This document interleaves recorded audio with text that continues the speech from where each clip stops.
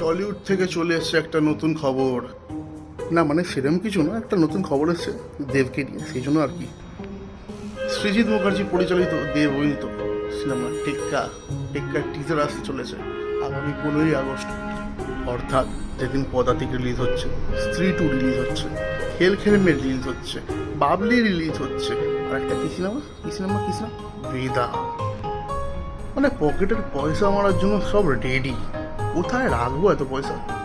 যাই হোক, 15ই আগস্টের টিজারটা রিলিজ হচ্ছে। আই থিঙ্ক যতটা সম্ভব পদাতিকের সাথে অ্যাটাচ করা থাকবে, আর ইউটিউবে তো আসবে। তো এটার জন্য অপেক্ষায় আছি, দেখা যাক।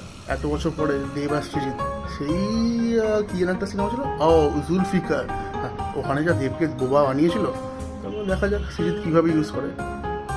না মানে খাদার নাচ হয়, এটা টিজারটা তো আসুস একটু, মানে বাংলাদেশের তুফানকে তো টক্কর দিতে। ও বাংলাদেশের যা অবস্থা, সরি কিছু বলে না, হাসাহাসি করছি না, জাস্ট বল।